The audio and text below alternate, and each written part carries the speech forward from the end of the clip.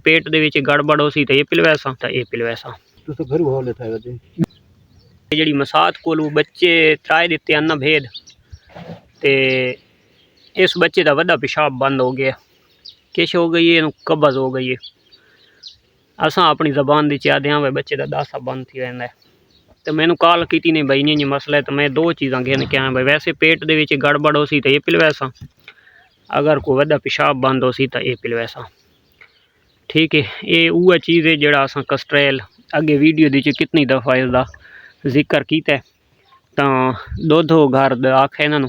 ये उन्होंने घर बैठा है तुसा देख गए नो ये मेरे घर की लोक नहीं भेद हुए शहजादी वो खलोती है तो थोड़ा दुध गर्म करेंदे पैन क्योंकि नीम गर्म दुध दे विच अगर कस्ट्रैल दो तो बहुत फायदेमंद चीज़ है।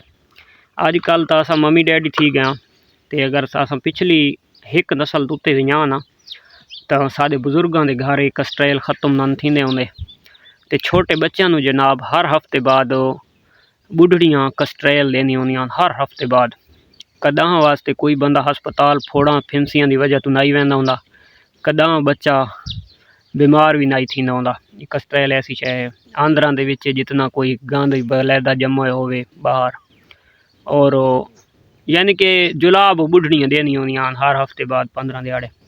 तो अजकल तो चीज़ ही नायाब है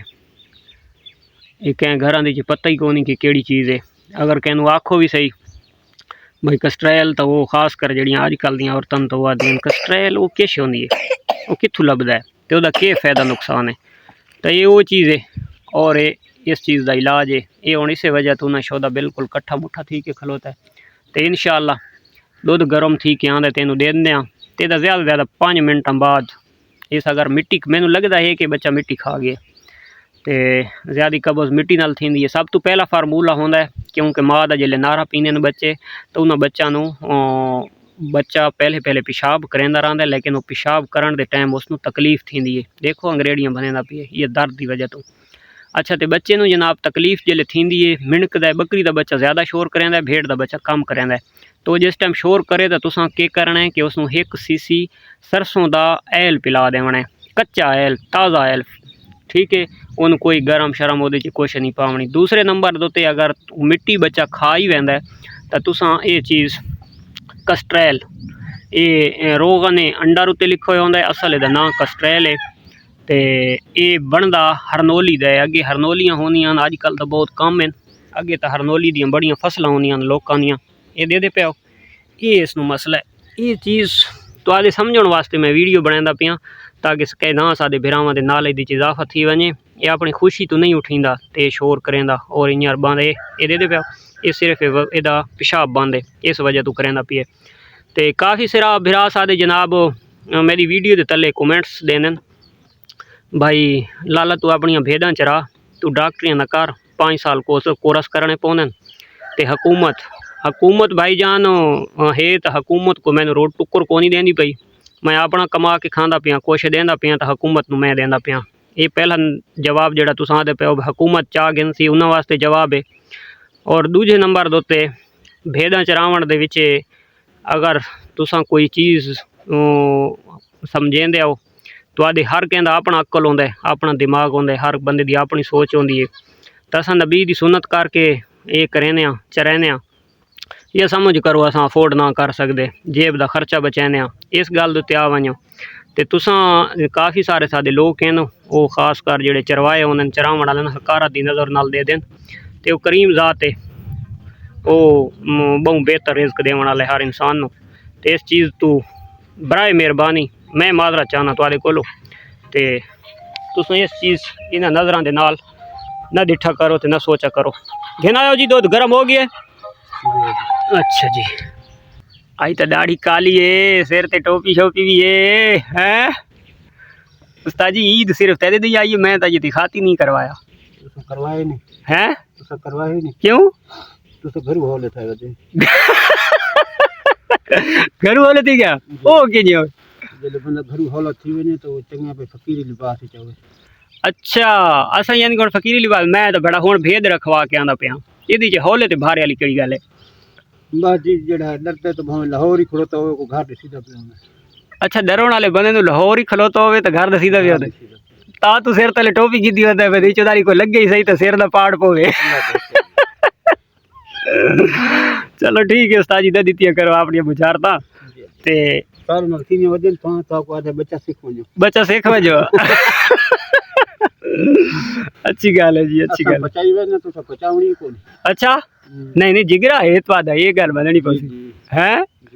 जिगरा है ना। अच्छा असा कोशिश करे सु बचावन दी उस्ताद जी। वो जेड़ी लेली बच्ची वधी है ना ओनू आज मैं ता एक गुट सारा पिलवैसू ये बच्चा मिट्टी खादी मैं जिते थी मेरा दिल मनेंदा है ना। हाँ मिट्टी ना पक्की गल है मैंने नारा पीता हो सी ना ते ये मिट्टी वाले पासे लाजमी गया उसन। ये जनाब बस हुण पैंदे पै ये साडे देसी टोटके घरेलू टोटके और ये साडे ये असां आप इथाई कर गए ना को वीडियो बनाने का वड्डा मकसद नहीं मेन मकसद है कि कहीं गरीब भिरा दा शौक बच पोसी ना तो असां बहुत कुछ कमा गए दा इन गल नहीं उस्ताद जी। अगर कहीं जो जानवर मरदा पे होवे ते वो साडी वीडियो दे आके खाली देख के टोटका च करे तो मत्ता जो बच पोवे तो असां तो बहुत नहीं कमा गए ये खूना वाले काम विच बड़ा खराब करेंदे पैन। ये कुछ मिल्क गिनने ये तुसा डोज दे गिनो बिल्कुल थोड़ा जिहा हुण उस्ताद जी कस्ट्रैल पाओ ये तकरीबन एक चमची कस्ट्रैल दी तुसा पावनी है। अगर तुहानू इं वैसे समझ ना आवे तो जी चाय वाली चमची होंदी है घर दे इस्तेमाल करें इसनू पहले हिलावना है क्योंकि बहुत गाढ़ा होंदा है ये लिक्विड होंदा है बड़ा गाढ़ा लिक्विड होंदा है तो तकरीबन एक चमची का तुसा हिसाब लावना है एक चमची तुसा पावनी है और वो तुसा इस मिक्स करके ते तुसा पिला देवनी है। अच्छा ये हलावना है इसनू टाइट करके बस करो उस्ताद जी बस करो बस करो बस करो बहुत भूका लग वैसी ते इनू सही करके मिल्क नू हलावना है जो ये जम पैंदा है औखा बहुत गाढ़ा होंदा है इनू सही करके हला के ते बच्चे नू पिला दे सो इंशाअल्लाह 5 मिनटां दे अंदर अंदर बच्चा तुहाडा छुट वैसी ते पूका मरे सी उसनू मोशन भी आदन कोई बंदे पंजाबी दी च वाह भी आदन ते पेचोस भी आदन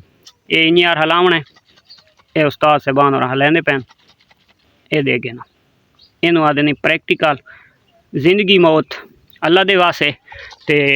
शफा देने वाला यो करीम है तो इंशाअल्लाह ये नाल शफा हो सी और ये एक नहीं 101 दफ़ा असा ये फार्मूले इस्तेमाल किए हो।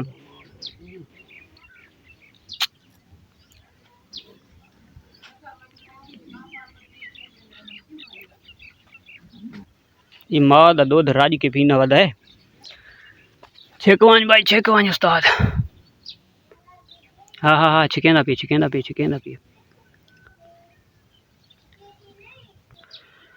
ये पिलावन का तरीका भी है तो चलो चंगा ठीक है मैं तो कला समझ के आया तो अल्लाह की क्योंकि मसात घर है को ना ते उस्ताद साहबान आए वदे इतने पहले मौजूद हैं ये चंगा ठीक है कि प्रैक्टिकल तुस आप भी देख गए से कि बच्चे के अंदर भाई दूध असा कि टपावना है 5 मिनटा के अंदर अंदर खुल वैसी मेरे को इतना टाइम को नहीं जो मैं घर वजना है जो भेदा चरावनियाँ नहीं तो मैं इतना ही रहा और एक खुले तो मैं दिखा के वजा भाई इन यार खुलते तो लूज मोशन मरे सी तो वत लूज मोशन का इलाज नहीं करना ये जरा जुलाब का लूज मोशन होंगे ये खुद ब खुद ठीक थी वैन जानवर